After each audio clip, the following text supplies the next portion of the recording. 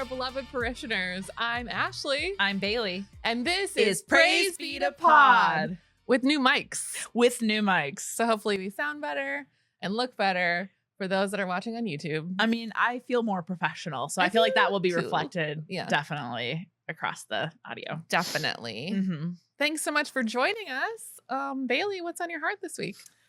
Okay, so I think that this is probably going to be a pretty short what's on your heart, mostly because I think you're going to shut me down when I start talking about it. But I Ashley and I were talking the other day, and I really want to do an episode on demonic activity.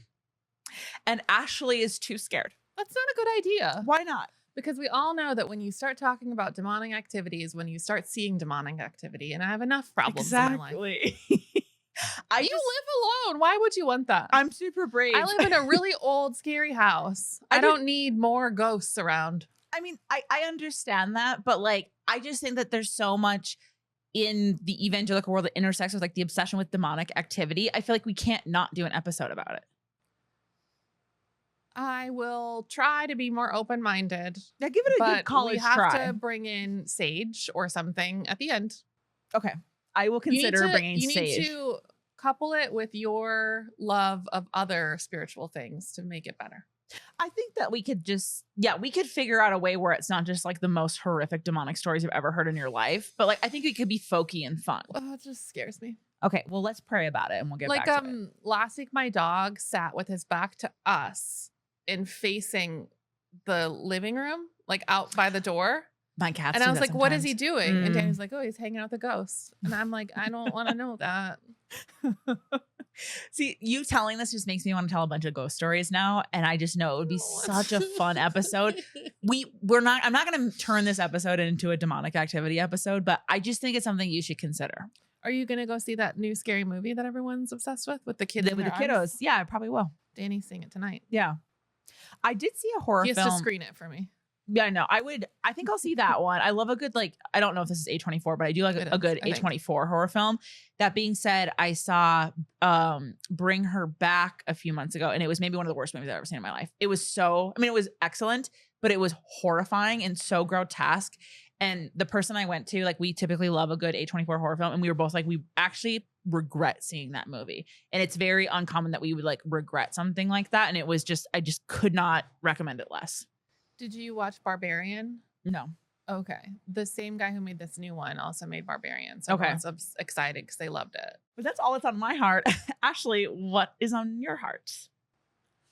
Mine's not very encouraging. I spent many hours today cutting social media clips for our podcast, which takes a lot of like looking at us a lot. Yeah. Because it's all video. And it's just getting...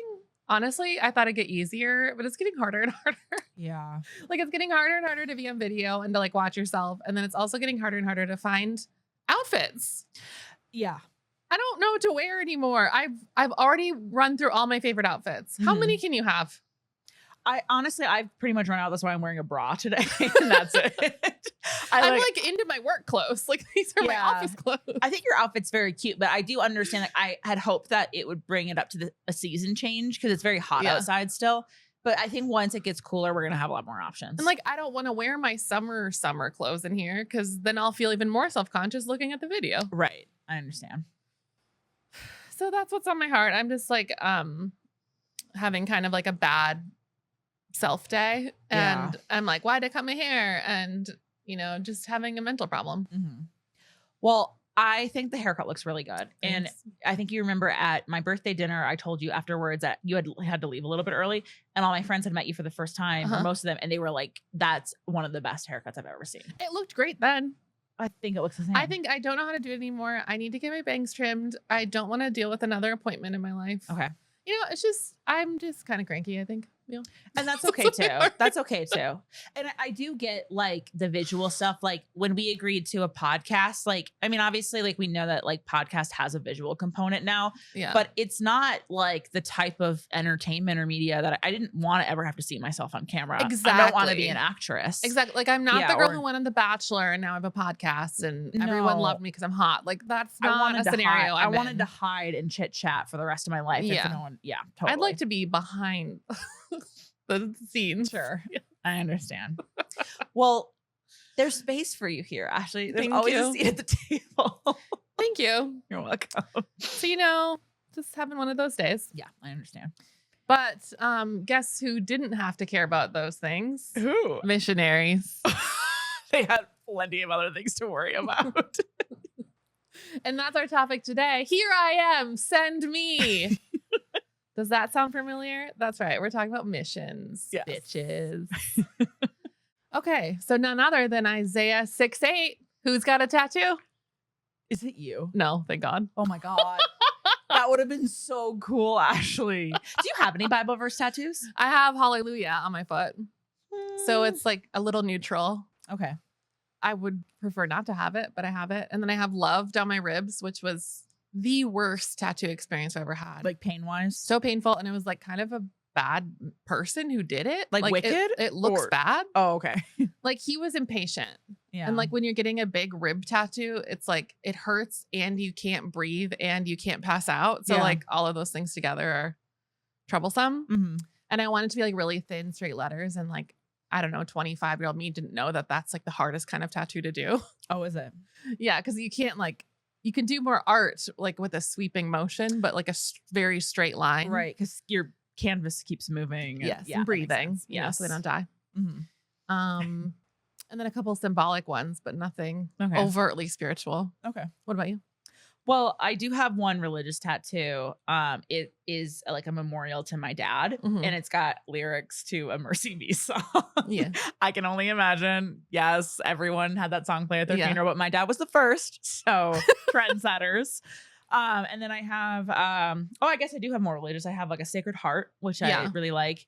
And then I have, one of my favorite books is called The Prophet by Khalil Gibran.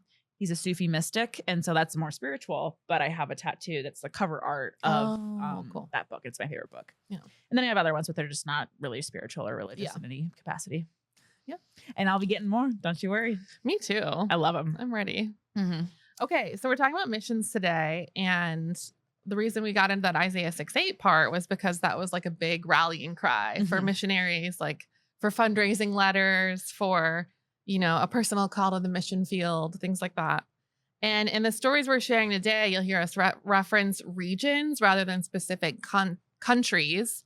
And you might have been annoyed or like confused at why I did that so much, referring to like when I was a missionary in Asia. In earlier episodes. Mhm. Yeah, that is because there are people that I worked with in that country. It's a closed country, meaning like it's not open to other religions. And the people I worked with there, like the nationals, would be like in harm's way if there was any sort of connection. So it's just to protect people that are still there and to protect the people so that like I don't do any further harm. Mhm. So that's why I've chosen to keep it out. I'm sure it'd be fine, but it's just better to be safe. Yeah. So yeah, to clarify, Ashley knows that Asia is a continent, not a Yes. country. She is being purposely vague Yes. to protect the Yes. people of the underground church. We also know that about the Middle East and Africa. Yes. So So- I'll be referring to regions in the Yes. Middle East. Yes. So just in general to keep us in line. Mm-hmm.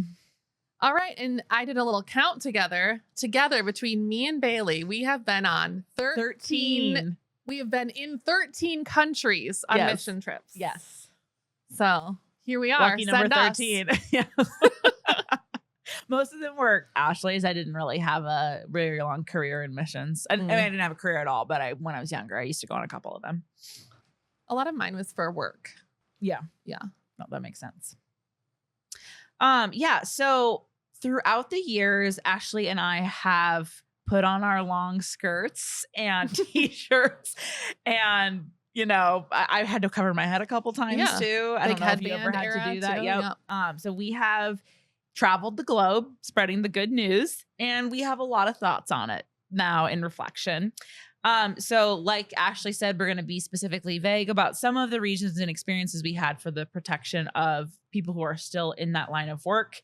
And also because I think that we're still a little bit conflicted about some of it too, if I'm being entirely honest. So a lot of times what people visualize when they think of missions trips, they think of like, a person who is dressed very conservatively, maybe like I said, like a really long skirt. I think of like, what's her name that's like trying to tell the Supreme Court to overturn gay marriage. What's her name? Yes, I don't Kim know. something. I don't know. She her was name. the one that she's I like can't a little Mormon looking. I didn't want to like say Fundamentalist, LDS, but like she looks like fundamentalist, like some type of like Christian religion that wants to wear long skirts, I guess. But I picture that in like, you know, the Congo or something like that. But there's a lot of different expressions of missionaries today. In fact, there are cool missionaries out there too. And we were definitely exposed to a lot of them. But we think that this topic is really important to deconstruct or revisit, even if you are a current missionary. Yeah. Because I wouldn't say necessarily that we're like no missions. Like, I mean, I don't know what your take is, but we'll have nuanced takes on it. But I do think that there's a lot of, and we'll get to this, but like missions ideologies that are interlaced with colonialism. Yeah. And I think that deconstructing that is really important to really humanitarian work altogether. Yeah. But I think especially with the ones with international components as well. Okay. So let's kind of share some of our mission stories. For Bailee, what was your first mission trip like? Yeah, so our church growing up helped fund an orphanage in El Salvador. And so members of our church, including my mom, have been to El Salvador like a dozen times. Yeah. But I remember the first time I went to El Salvador, my mom had already been a few times, and she just kind of decided it's your turn to go to El Salvador. And so I was 12. And she brought me along with some other adults, and it was the first time I was ever exposed to really extreme poverty. Yeah, and could you kind of share like the landscape of El Salvador? I don't think a lot of people know. I don't think I could actually. No, I mean like politically. I think they're in a civil war? Question mark. Okay, they've been in a civil war for many years. Like in the 80s, they were in a big civil war, and like they're still recovering. It's a really difficult country, and it has been for many years. Like very poor, very unstable. It has, like undoubtedly experienced like very significant geopolitical like oppression and stuff. I know that because my old company, like our first outreach was in El Salvador in 1987, and it was like during their civil war. Yeah, and that is a story I had to tell. Yeah, for years and years and years. Oh, so you would know that, yeah. And to clarify, if I were to go to El Salvador today, I would freshen up. At 12, I wasn't like, no, I need to read all these textbooks about El Salvador. Like, most parents wouldn't say this is a great place to bring my 12-year-old blonde daughter. No, but that's, I think, where we get into like the ideology I grew up with a little bit. So I had a very missions focused family. Yeah. And who kind of put like international persecution and martyrdom on a pedestal. So I think I've shared this in episodes before, but we had like a subscription to Voice of the Martyrs magazine. Of course. And I have like, I don't want to get too into it because honestly I might tear up a little bit, but I had a lot of conversations with my dad when I was a little girl where he said, basically alluded to the fact that like dying as a martyr is the greatest glory that could happen to anyone.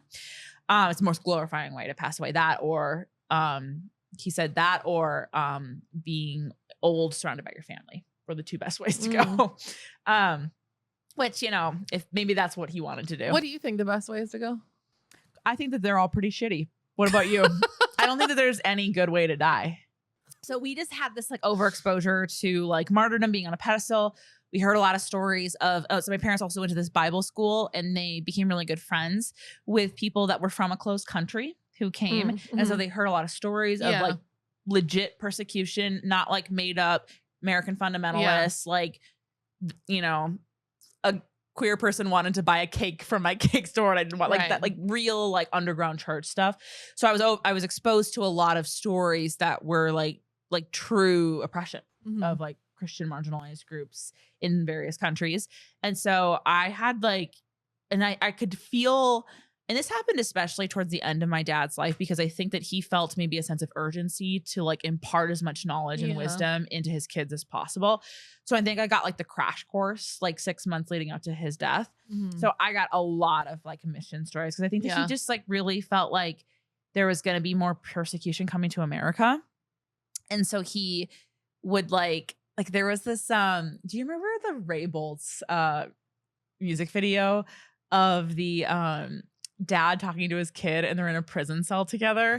And then the dad gets taken away to be executed.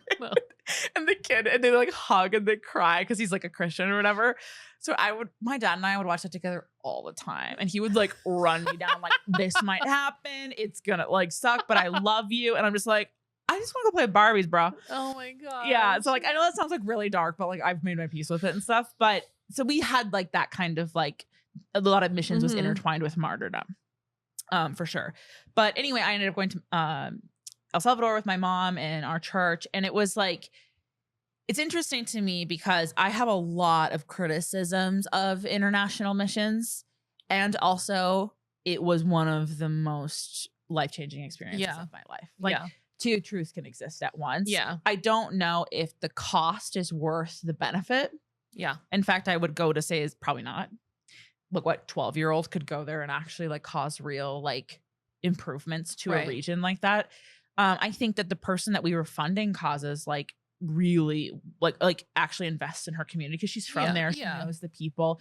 She's networked. She builds relationships. She's one of them. But I didn't really have any business being there. But it did like fundamentally change me. Yeah. And I actually have this memory of we ended up going to, so we were surrounded by a lot of poverty, but there was one specific day where my mom really wanted to take us along to go to like the slums is the term that they use. I know it's kind of offensive, but that's the word they used.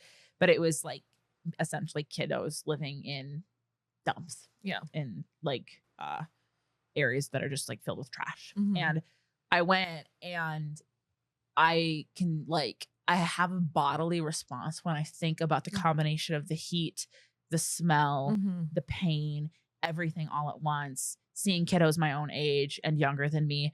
And I remember going back to like the place we were staying and just like crying and on my bed. And then like people would try to comfort me and my mom would be like, no, this was good for her. Like she needed to see this kind of a thing. And I know that like the average person listening would probably be like, oh my gosh, you shouldn't have done that. And I kind of disagree.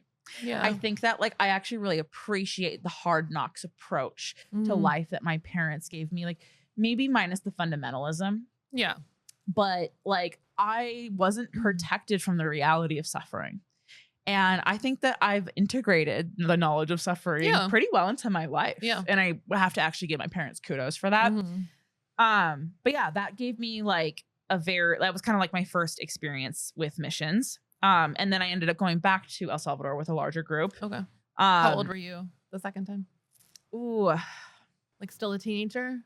You know what? I actually think I may have gotten it mixed around. I think I may have actually been 9 when I went first and then 12 when I went the second time. Oh, wow. Okay. So I actually think I may have been younger. Okay. I might have to fact check that though. But I think when I was 12 is the latter trip I went on. Never a teenager. No, I was a child. Just a child. I mean, I did go to other trips that I'll get to in a little bit. But I had I was a kid when I like went on those trips. And we had a lot of quirky things that happened that I think I'll probably get into a little bit later when we get into like the stories.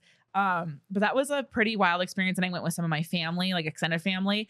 And it was like truly meaningful. And I also have to say like one of the conflicting experiences I have with like some criticisms of missions is like, I built some wonderful relationships with people when I was there, and people who I know built wonderful relationships with me. And like, I could tell it like was spiritually gratifying in some aspect. And I, maybe somebody who's more of an expert in like the intersection of colonialism and missions could like explain to me why that wasn't good. But like, it felt so authentic and real and meaningful in that moment. With the nationals. Yes. And it felt like we were very well received specifically. That being said, on a larger scale, I'm sure that there was damage done. I just don't know a lot about it to be able to speak either way. I just can only explain my experience. Well, like, I think no matter what, like you're in a power position. Yes. So that is like part of the part of it that's very delicate and very difficult because they have to continue to host you and be kind to you and be thankful to you. And it's like, that part of it is like, of course you can make good out of nothing, or like they could be interested in just Americans in general. Right. There's like, a novelty to like a little blonde girl running around the place that we were living and stuff. So no, it's true. Like it's weird because you're a child, but you are in a power position at the same time. it's just a very complicated dynamic. I actually probably am like interested in learning more about that. Yeah. Because I stopped learning about it when I kind of like almost entirely renounced missions. But I do think it's more like, I actually have an immediate family member who is a missionary who has really like added more nuance to my perspective of it as well. Yeah. And then I would also say that after that, I went to the Middle East a couple times. Mm-hmm. One with Teen Mania Ministries Global Expeditions. Oh, wow. Yeah. They did a big documentary come out. I know. They did. I actually watched a couple episodes last night to prepare. And I saw it with some friends and they were like, so what did you learn? And I'm like, unfortunately nothing, because I experienced a lot of this. Wow. I didn't know you worked with them. Oh, I just went on a short-term mission trip with them. I had a personally good experience with them, but I remember I heard a lot of stories about other people who did like the Honor Academy and stuff like that. And then I actually did like a little like media program with them and stuff, but it's a pretty culty place. Amazing. Yeah, it's pretty wild. Okay. Yeah. But I went to the Middle East with them. Okay. And then, and that was wild and really like just amazing, but also I had no business being there. And then I had, and I'll probably get into this more in a later episode, but I did a humanitarian / missions trip when I was in college back to the Middle East, but it was a little bit more involved because we were older. And then we worked in a refugee camp, or I think it was like a refugee camp city, like a hybrid. Yeah. And that I felt is when I really woke up to like the I don't think I should be here right now kind of dynamic. But yeah, like I know you went to ORU, and ORU's a Oral Roberts University, yes. TM. TM. And I know that they're a very, very big missions oriented college. They are, yes. And they also bring in a lot of international students. They do actually. Right? Yeah, they have like some type of incentive program for that. Yeah. So do you have any like thing you learned in college or wrestled with in college being in such a like missions focused university? Yeah, I think honestly that's when I really started like not despising missions, but criticizing it because of just like the glorification of like converting and like essentially colonizing other cultures. Yeah. And we'll probably get into this at some point, but there is like a story out of someone from ORU who had like a really devastating situation happen. Yeah, we'll talk about that a little bit later. But there's a lot of like this like grand I remember having a conversation with someone about this, but it felt like there was this contest of who could go to the most dangerous nation and survive and be courageous and like have a successful experience converting people. And it felt actually, we noticed it was very similar to people who climb Mount Everest. Yeah. Where there's this like, I got to get to the top of the tallest mountain and I won't stop until I do. Like crawling over bodies. Yes. To get there. Exactly. Yeah. And it feels very like you're like a conquest type of thing. Like I've conquered the mountain, I've conquered the country, and I've like done this really brave, courageous thing. So there's a lot of like grandiose around like really extreme missions, which is really interesting to me. And this is probably one of my biggest criticisms is that I'm not really actually interested in hearing from a missionary who hasn't invested in their own immediate neighborhood. Yeah. Because a lot of it I think was about, I think at ORU, like our like tagline or whatever was like going to the ends of the earth to preach the gospel. Yeah. That's what Oral Roberts said or something to like that. Because there's this like in the Bible, I think. Oh. Sorry. Well, he said that, but like his longer quote is like his own little like creative artistic I took out all the verses. Yeah, that's okay. No, I do think that is in the Bible, but he had his own like take on it that was extra spicy. So yeah, that was kind of my overall just kind of impression of missions. Yeah, and I feel like we need to just really spell it out there. Missions, the idea of missions is that you want everyone to hear about Jesus because we heard our whole lives. There are people who have never heard the name of Jesus. Yes. And unless you go, they'll die in hell. Yes. And that's on you because you weren't brave enough to go and share it with them. Yes. And so it was always like, am I called there? Am I called? Like, so dramatic. What country am I called to? Yeah. And you would have extra incentive to go to a place where it was less likely that people had heard about Jesus, which is like there are technically some places still that are like closed islands or like places that people do not reach who likely haven't heard, but there was this like extra incentive to be called to a country where Christianity was either illegal or not yet established. Yeah, like I've been in the Amazon working with missionaries there, and it was that they couldn't physically get to them. Yes. Like it was so hard to physically get to these people. But like it's Brazil, which is a very Christian country and very powerful in the evangelical world. Yeah. But they literally couldn't get there. Right. They had the to like rainforest get a is pilot's, too dense. they had to get like a pilot's license and like special things. So it takes a lot, and people just start scared of the jungle. It's terrifying. Yeah, I wouldn't really want to hang out there personally. That's super chill if you do, but there's a lot of big snakes. Weird. So Ashley, I think that my experience has mostly been short-term missions trips, but I'm really excited to interview you today because you were a legit missionary. Legit missionary. You were you were employed by God himself. Yeah. Professional Christian. To go to the ends of the earth. Yeah. I love that. Okay, so let's start at the very beginning of your story. So can you talk a little bit about why and how you got involved in missions and what was the pull? Yeah. So as I've said before, my parents were like normal Minnesota Christians. They weren't like, oh, go live abroad in a scary country. Nominal Christians. Yeah. But I grew up in southern Minnesota, and Minnesota is a big refugee state. And so I grew up around a lot of immigrants and people I grew up in Rochester, where the Mayo Clinic was founded, like a famous hospital.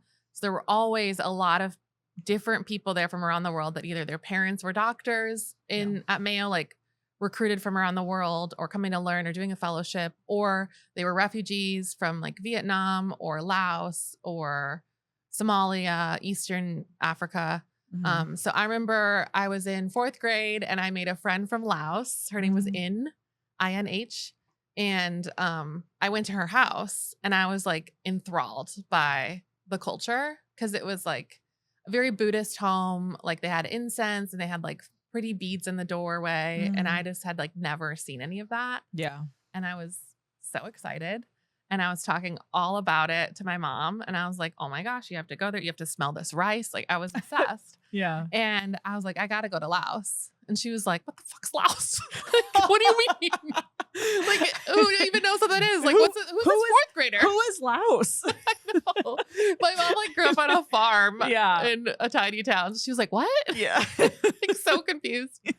So that's kind of where like my just affinity in general and like welcoming heart towards anyone from a different country started that I can remember. I just always loved other cultures and like I was really interested in language and travel. Like I remember since I was 12 and I took French, I was dreaming and dreaming and dreaming of going to Paris. Like I thought about it probably every day. Yeah. Until I went when I was like 30.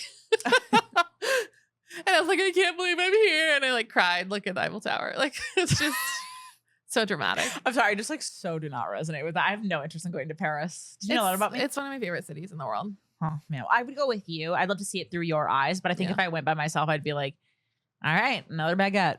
You can't. I can't. Like, you can't. You like can be a snob about it, and then you like go to the neighborhood where it's all immigrants, like, and you can try to speak French with them, and they like appreciate it. And it's amazing. Yeah. It's the best city. Yeah. There is definitely like the snobby side, but there's way more. Well, I also don't know anything about France, which is why I would go in with an enthusiast. It's just not really high up there on my list. I get it. Yeah. And then obviously I went on my first missions trip to Ukraine for puppets. That's right. Like we talked about in our first episode. Another country experiencing geopolitical frustration. Yeah, at that time it was relatively safe. Okay. This was, 2000-ish. Yeah, around there. And so it was okay at the time. Yeah. But I remember being like really curious about what they were eating. I was only there for like 10 days, but it felt like years, to a 16-year-old. Sure. And then when I went to college, I was really interested in doing missions. I took French in college because I thought I would end up in Africa. Yep. And didn't do great at French. It's like one of the languages I really couldn't get anywhere with. Okay. It wasn't for me, but I was like, well, maybe I'll start with a Peace Corps so I can get my student loans taken. Like I had all of these grand plans of how I could get myself to Africa. And then I went to a missions conference and they were giving out these books, this free book called Revolution in World Missions by K.P. Yohanan. He's the founder of the nonprofit, which is now disbanded, called Gospel for Asia. So he's a native Indian man from the country India. And he came to the U.S. To Texas for something. I don't know if it was for school or something, but he was like appalled by like the rich Americans and like how many churches were on every corner. And like he couldn't believe like how much this would do in India.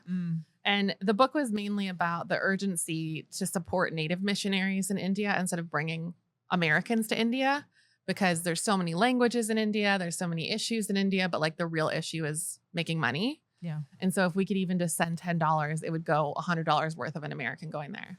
So it's really preaching like, don't be a cross-cultural missionary, be a native missionary or support native missionaries. Like that was the book. And I was like, okay. And I was just like so impressionable. And I was like, well, this is a really respectable person who's had this ministry for a long time. And like, I probably shouldn't go to Africa. And he like changed my mind. Yeah. Just reading a book. It's terrifying. The things that can happen when you read a book. Yeah. Wild. You can learn a lot. I know. And I felt really guilty about like consumerism. And I decided to go on staff at InterVarsity and be a native missionary, to be a missionary to college campuses. And so that's really what I decided to do. And I didn't care that I was like stuck in poverty, because I read K.P. Yohanan's book and he said we were too rich. Yeah. As Americans. And so I was really impressionable. And then, you know, I've told my story before. And then I went to Arizona to work for InterVarsity, and it was like a big shock because it was very difficult. And saying you like don't care about money when you're 22 is very different than when you say you don't care about money when you're older, you know? Yes. Like I knew that I could very easily live on little when I was 22. Yes. When I had 4 roommates and, you know, like no one had anything going on and we all had a million part-time jobs. Like that gets to be really difficult after a while when you need like dental care and you need health care and you need a car that works and you need an apartment that has air conditioning and or where you're just like in general getting aged out of the other people who are like, because like it's hard. Like I remember I had a lot of like camaraderie when I had like an apartment with a ton of roommates and stuff. But then when those people started buying houses and stuff, I'm just like, well, I don't want to move in like with people getting 10 married years younger than me. Yeah. And I was living with people much younger than me for that. And I was just radically obedient to this calling, quote unquote. And from there, I ended up going to be a missionary abroad. You know, I was like, I had met a bunch of students from this country and had taken college students over there 2 summers in a row. And then I was like, I think I'm like, they're really doing good work here. And they're working with like something that the nationals have asked for us to do. And I think it's ethical. So you hadn't like renounced what you had like read formally in that book, but you found like, I think that there is a specific benefit to international missionaries coming to this mission. Yes. Okay. I was like, this mission that I'm joining is ethical because the national Christians there have said they specifically need our help. Okay. And they've specifically said like we have a power that they don't have, and what we do with them, we can help. I'm sorry, it's so annoying. I can't give you more details. That's okay. I mean, like to the listeners too. Like, oh yeah, they're fine. I know it's annoying. I forgot. I would love to tell all the story. Like, I would love to tell the deep story, but like, I just don't want to do any more harm. So, for sure. Unfortunately, I can't tell you more. But so I felt like what we were doing was ethical there, and I still do. I still think what we did was ethical there. But I had a very difficult life there. I was very isolated. I was outside of the city. I was kind of like eating in really dirty streets, like street food. It was delicious. Don't get me wrong. Yeah. I still dream about some of those meals, but I think I'm still dealing with health issues from when I lived there. Yeah. So I left early. All of my other friends who stayed there left during COVID. They got kicked out. Basically, like their visas didn't get renewed. It disbanded. The whole organization disbanded in COVID. Yeah. So that's kind of my mission story. And then when I worked for the nonprofit in Florida, after I came back from Asia, I had like a normal salary when I worked there. It was like a normal 9-to-5 job, but it was a missions organization. Yeah. And we specifically targeted children ages 4 to 14 to experience Jesus. Yeah. And it's a little predatory now that I'm stepping back and learning more and seeing the indoctrination of children. The founder had a very inspiring story. You know, he was like a child preacher and he's been to every country in the world and he's just like constantly very inspirational. Yeah. And we had like donor churches that would want to go on a mission trip. And so we had all connections all over the world. And so like our teams abroad would host them for a missions trip. So we were always working with a national team. And that was like, they were employed by our organization. Yeah. And so I would host like the Americans in these countries. So that's why I went to Brazil or I went to Costa Rica a few times with the trip. And we were always like giving out materials at schools or like working in schools. And it's like, it's fine. But I did go to the Amazon with one of these trips. That's pretty cool. It was crazy. So we went to Manaus in Brazil and we took a boat like into the Amazon and did a program in a village. And on the way, we went to like one of these little tourist traps. So there's actually like tourism in the Amazon, which is crazy. It's hard to picture that because all the photos I'm used to are remote, but it would also make sense that it's there too. So you can take kind of like a river ship from Manaus, like a city like near the Amazon in Brazil, and go up the river basically. And you could sleep on the ship like and have like a nicer time if you are paying for a tour. And then you make these stops at these like little tribal villages. Wow. And it felt, I still don't know what to think about it. It felt maybe wrong, but also it was like, who's the one getting duped here? Like, I don't know if it's you or me.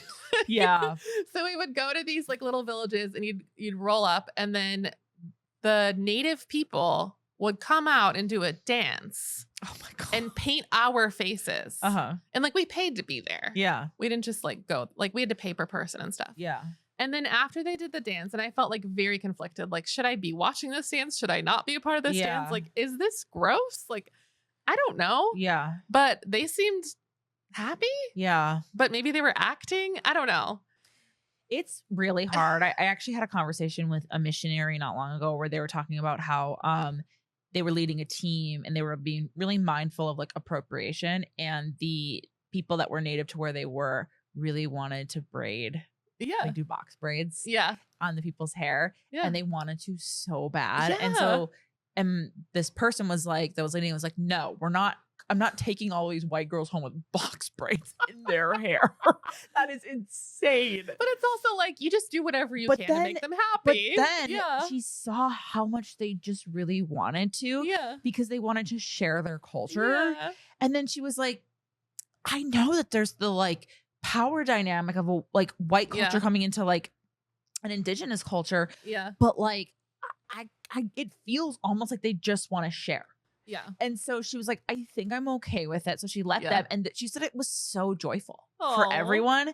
And like, it kind of made me a little conflicted too. Yeah. Cause I'm just like, I mean, like, what are you gonna, like, I don't know. Like, I also, there was also this other story I heard one time where this young lady was dating this guy who, his family was originally from Mexico, and she went and visited them, and her, she eventually became her mother-in-law, but her boyfriend's mom at the time made her beautiful earrings that had like a pattern that was like indigenous. And so she wore them around a lot, and she got a lot of flack from more progressive people, like, you're appropriating culture. I just think it's and she too was far. like, but like, what if I had said like, ew, I can't wear those? They're Mexican. Gross. Yeah. That would have been insane too. So it's just kind of like, I don't know. I get like, I think that there's a fine line, but to me, like saying I can't accept these box braids, even though you really want to share your culture, feels insulting too. Yeah. Like, I think the know. funniest thing that happened when we were at that village was this little kid. He was probably like 7. He had a sloth. Like a baby sloth. Oh, like an animal. A live sloth. Love it. And I was like, oh my God, can I take a picture? And like, he was like, yeah, if you pay me. Yeah. And I was like, of course. Yes. And so I was like, whatever you want, I'll give it to you. Yeah. This kid made so much money. Yeah. I've done like, that before it was the too. smartest I've paid to hold like, snakes and stuff. Every one of us wanted a picture with that sloth. And like, Yeah. I'll put a picture up because it is, I'm the happiest I've ever been in my life. It's pretty cool. Like sloths are so sweet. Yeah. Like so cute and so sweet. And he's just like smiling at me. Like it was amazing. And what's really funny, I had to cut it out when I like put it on Instagram, but behind me are all these painted pictures of like indigenous people and like different landscapes, but a lot of them are like really sexy women like with their full ass out. Nice. Like real like I was like, who's coming here? Yeah. Who's coming here and buying these like pornographic paintings in the Amazon? Yeah. It was amazing. Yeah. It was just like such a culture shock, and it felt so creepy of us to be there, but also like I don't know how to feel about it. It's kind of complicated. And I think that like it's tough because like the reason that we're there at all is because of colonialism originally. Yeah. And so like, and Brazil is an insane country's history of colonialism. Like, it's wild. But then like for instance, like it's because of colonialism that like a lot of regions, like their economies rely on tourism. Yeah. But if tourism were to get cut off, there would be financial devastation. Yeah. Like we can't stop it now. Right. So it's like, and I'm sure that like actual like macroeconomists have like theories of how we could like offboard like maybe these regions relying so heavily on tourism. But I know that like when there is a cut to tourism, it's pretty devastating to the economies. But the reason why the tourist economy exists in the first place is because of colonialism. So it's just so like integrated and intertwined that it's very complicated. Yeah. So you were a missionary for a while, so I would imagine you have a lot of really great stories, but you know how I'm a fan of the supernatural. Do you have any supernatural mission stories? I do. You do not. I have one. Wait, really? Yeah. Okay. Still can't explain it to this day. So I was living in Asia, and as you know, Asian languages are very complex. They're not easy for American English speakers to learn. Yes. I studied linguistics. I really love language. Mm-hmm. So I did like really give it a shot without any formal training or teaching or classes. Which is very impressive that like any language that doesn't have a Latin derivative that you were able to like somewhat teach yourself. So the grammar is a lot easier, and that's really what was hard for me with French. Mm-hmm. It's the grammar. So it's not actually the speaking, it's the grammar that trips me up because I get nervous. So that made it easier. But I could like order food. I could maybe get out of somewhere if I was confused. I could ask somebody something, but like it was mainly food related. Mm-hmm. And like I could get in a taxi and tell them where my school was. That's about it. So I also didn't have a smartphone at that time. I just had like a regular phone numbers phone. Yeah. And me and none of my friends had a car either. So I lived like about, a few miles from the last train stop on the train line. And usually you would take the train line to the end and then take a bus out to like the campus I lived on because I was an English teacher. And I remember one night I missed the bus. Like I missed the last bus and I was stuck at the train station. It was dark. It was like 11:30 p.m. I was by myself.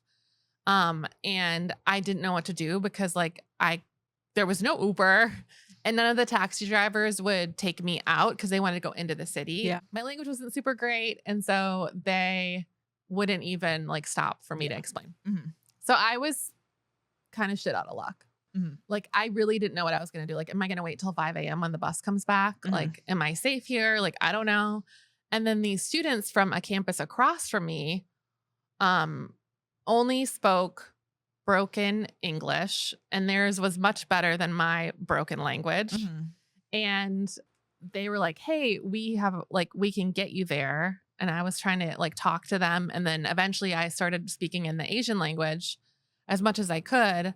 And then they were like, oh, it's so good. Your language is so good. And like, that's a nice thing that people say to Americans when they're trying to flatter them. Yeah. And I was like, oh, that's nice. Whatever. Yeah. But then we kept talking and kept talking and kept talking. Mm-hmm. And I was like, oh my gosh, I'm doing great. Yeah. Like my studies are really paying off. Yeah. And they ended up saying like they had a friend who had a car and they were going to come pick him up. And we lived across the road from each other. Mhm. So I could just get a ride. And I was like, okay, I'm desperate. And like, Yeah. you're all 18. Like I'm not really scared. Yeah. And so I got in the car with him. We talked the whole way there. And then I went to my campus. They went to theirs. And I was like, okay, I'll get your number. Let's meet up later. Mhm. And so we met up a couple days later and I brought some of my friends along and they were like, what happened? Your language sucks. And I was like, what do you mean? My language is amazing. Uh-huh. And they were like, no. The other day you were fluent. Really? So it literally was that stark of a difference. I literally spoke in tongues. You spoke in tongues, Ashley. Yeah, in the real way. I love that. Yeah. And I still don't know how it happened. I have no idea I don't know. either. Miracle. It's a miracle. Yeah. That is technically what they call speaking in tongues in the Bible. Yeah. That's Well, that's amazing, sweet. actually. When we did the Gifts of the Spirit episode, I was like, oh, I forgot that crazy story. It will come back. Yeah. So That is pretty wild. And like, That's that's not a language that you can just like work your way through it. Like, I'm going to just start to use words that might, so like, there's no, because I think that like the languages that we have a familiarity with are like from Latin originally, But even right? if it was Spanish, I still wouldn't have been able to like talk about how I was a teacher here and how I loved this certain food and like your grandma's story. Like I wouldn't have been able to follow. There wouldn't have been anything, but like you just had no base for it and you were still able to chit chat. Yeah. With them. Like It's unless pretty they're impressive. talking about their favorite snack, I don't know what they're saying. Fair. All right. So I want to get into a little bit like the ethics and the controversy of more famous missionaries. I Mhm. think the one that we all think of first is Mother Teresa. Yep. Even Mother Teresa had some sort of controversy. We kind of think about how missions can unintentionally reinforce colonialism, like we've talked about Mhm. before, and then dependency on these missionaries or missions organizations. And then Mother Teresa, who we think of as like the pinnacle of charity work. Compassion and, Yeah. care for Nobel people. Peace Prize winner.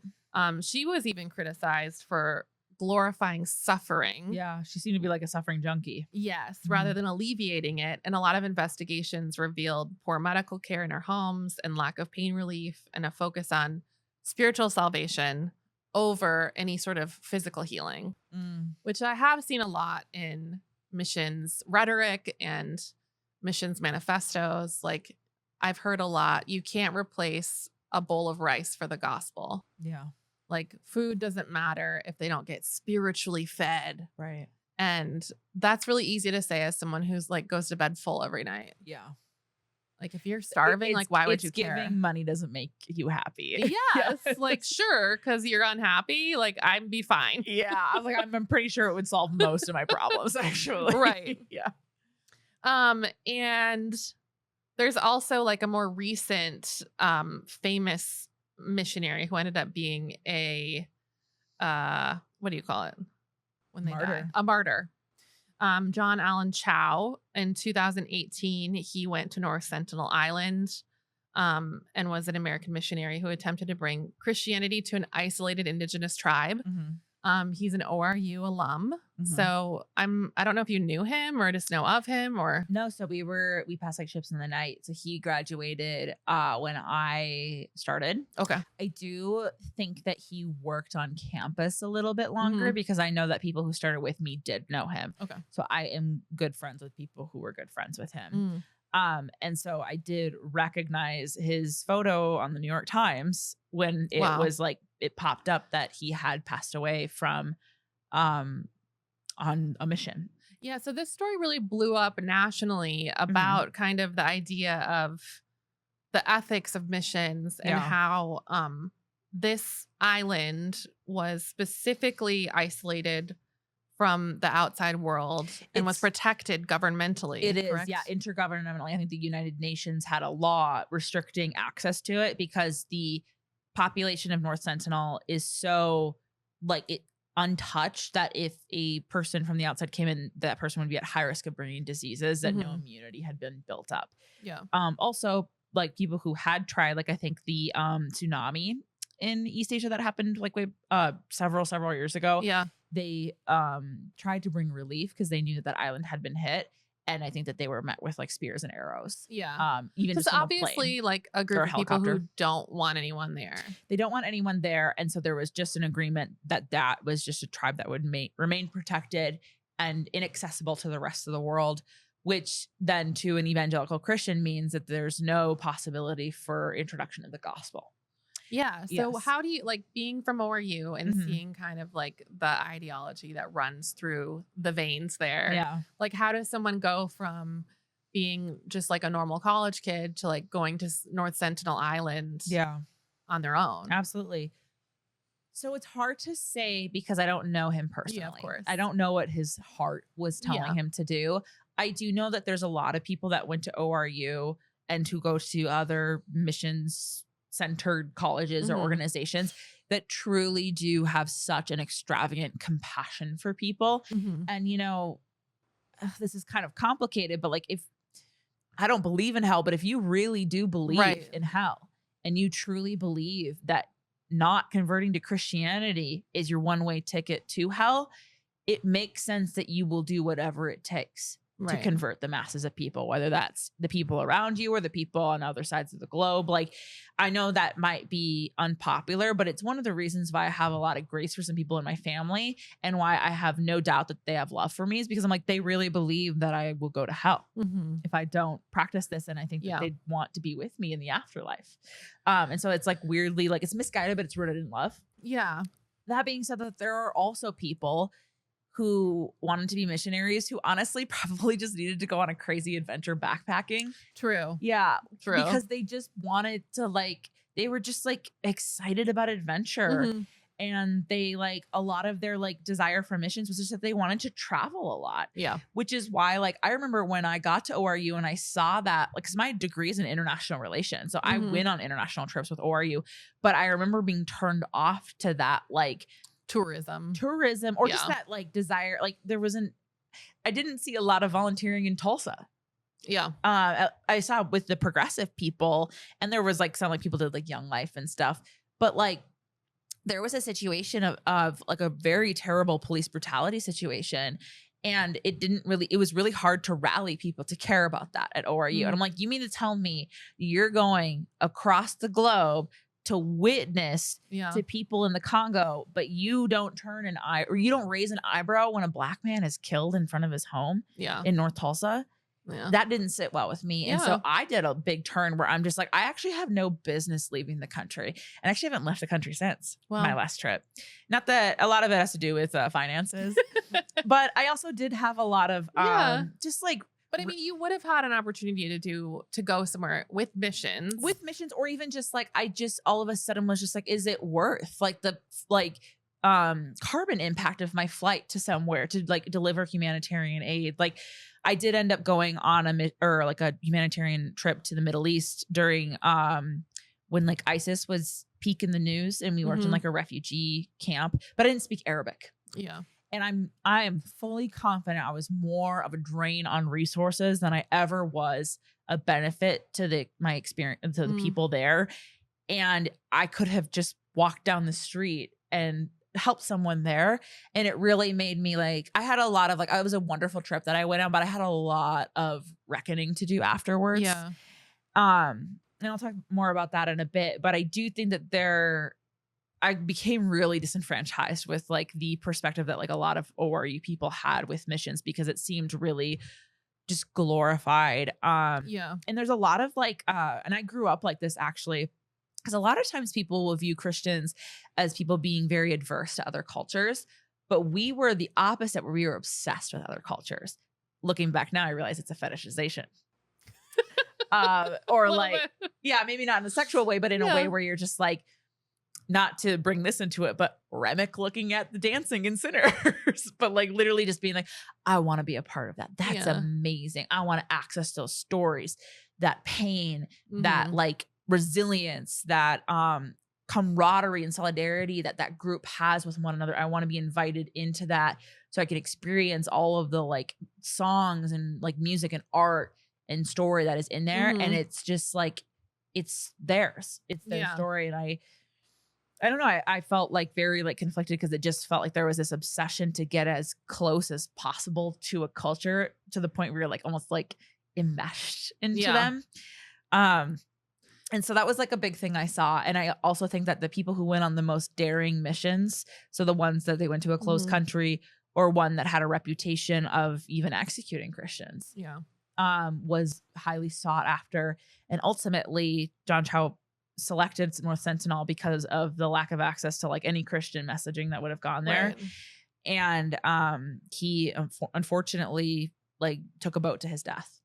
And died because it's a culture that's hostile to people who are outsiders. I think a lot of the articles I read about him, I don't know him, but a lot of people I used to work with did because it's so connected to ORU, my old company. Talked a lot just about like the debate in missionary entitlement.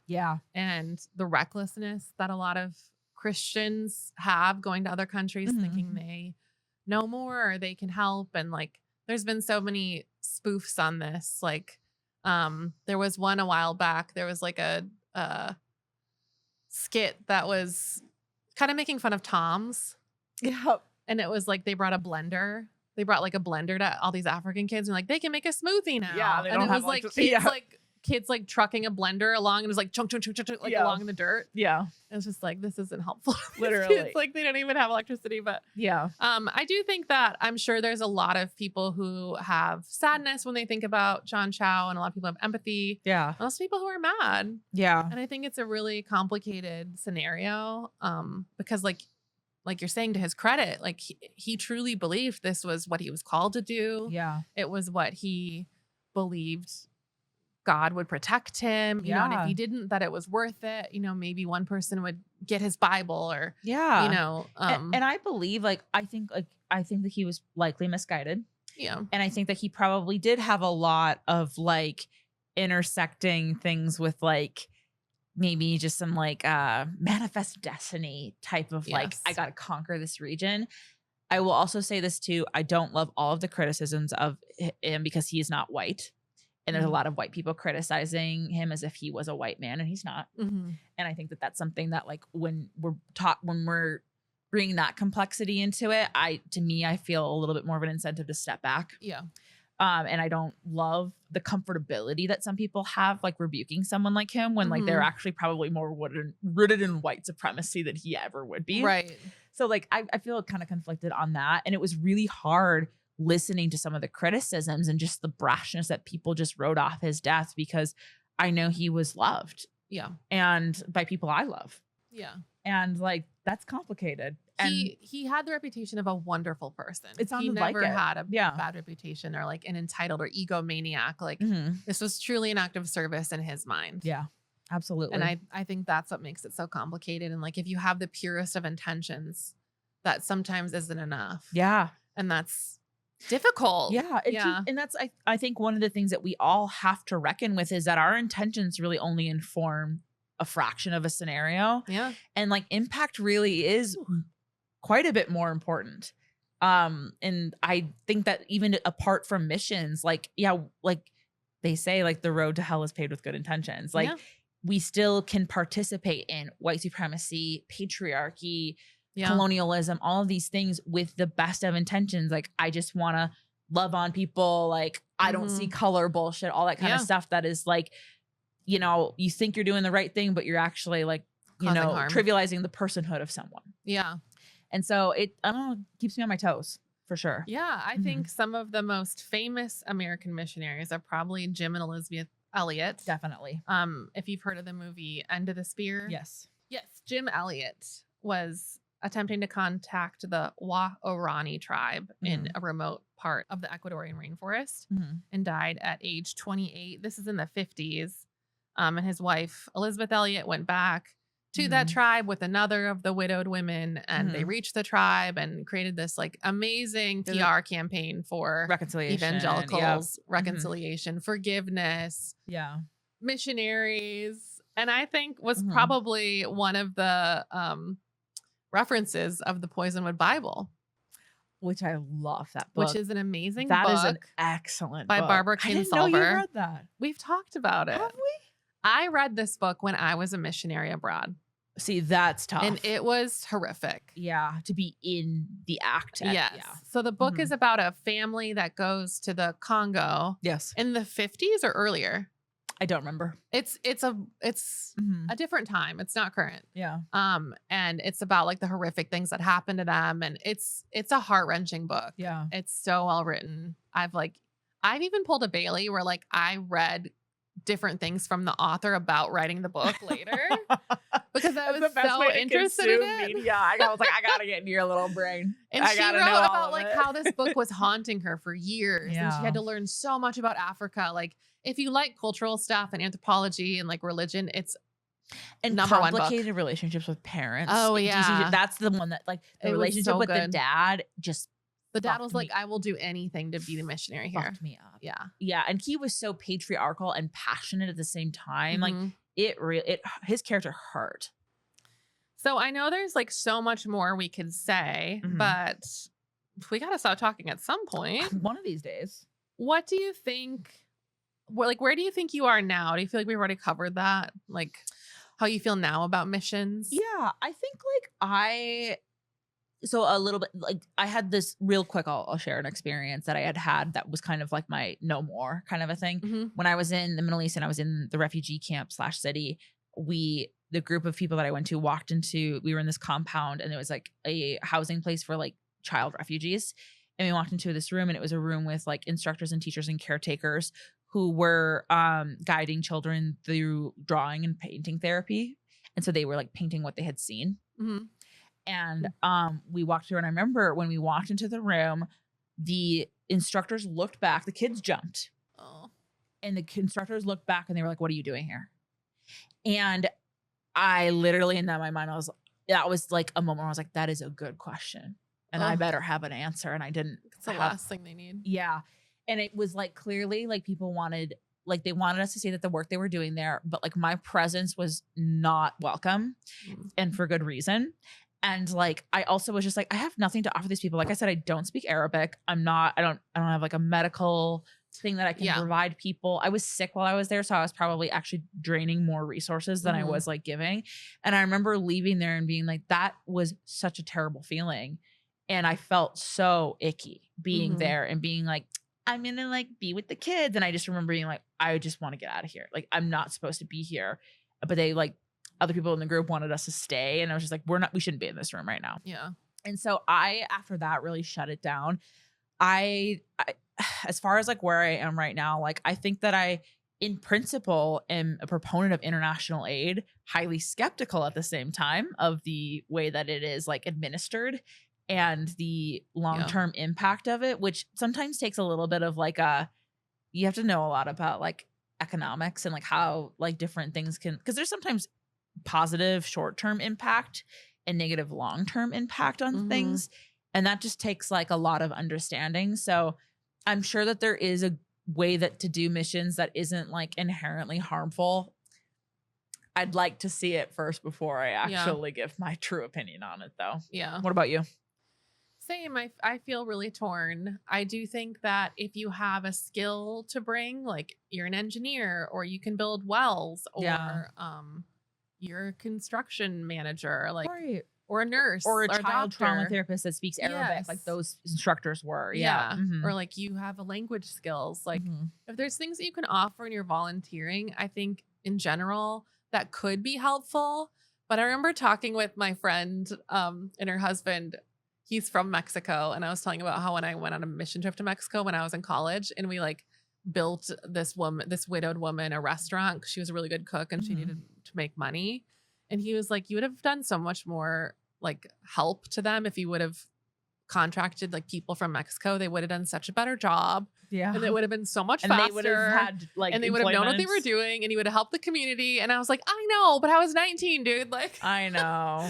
And so like, of course he had such a good point. And it's true. Like I was not an expert on building. Like I was mixing concrete by hand. I don't think that like I'm the most effective person to do that. Probably not.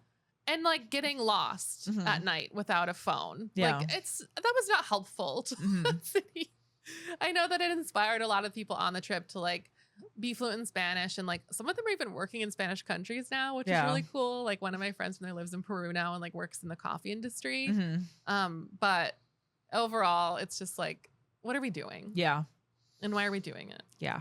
And like I'm in marketing. Yeah. I think I should probably just stay here. I agree. I was also thinking too, like, I just think that there's something about like, and this is like kind of complicated, but I'm just like, you're going to be more effective in communities where you like know the people. Kind of like when people say like, write what you know, like I still believe in like international aid and like reaching out to people who like aren't like you. But like, I think I would go a longer way working with like, serving communities in Appalachia, like white rural people who are suffering with like opioid addiction or something that like intersects with my like experience, like or like my familial experience. So it's like that would make more sense because I would have like personal application to it, and I would maybe understand how to like connect with people more. So like, I don't know. Yeah, I think you've really convicted me today, like to think harder about what I'm doing in my community, because not a lot. I mean, I'm not right now. No, I was for a bit. It's ebbs and flows. I love refugees, and like, what am I doing? Yeah, you know, and not that I need to personally be doing something, but I should do something. Right. Like, I don't know if I need to give money more somewhere or something, but like, there's so many people in our community that are in need. I live in downtown Minneapolis, like, right, and we have the like privilege of living in a place like Minnesota that it's like prosperous and also hospitable. Yes, and so like we could really be doing a lot more to like welcome people here that are like. And I also think like I love to travel and I love going to other countries, and you kind of made me think of like maybe I should give it a second glance of like why I'm staying where I'm staying, or like what I'm doing to harm the people that live there, you know, just like kind of giving another look over and make sure that we're doing or like it ethically. Carbon footprint. Like, is it worth the flight kind of a thing? Yeah. And I think like I try to do like an Airbnb experience because that's also someone local versus like just that's a good big company that's handing out tours. Yeah. Things like that. The like Hyatt, like in like some like which is probably the same thing in the end, but one person's probably making more money than the other. Maybe, So I don't know. I also work in travel, so it's just like it's hard. Deep. You could also like if you go to a place more often than not, you can befriend people there, and then kind of like when people are like they use Rover for dog walking, and then they just get off the app later. So it's like to bypass the fees. Yes, you could do something like that too. Totally.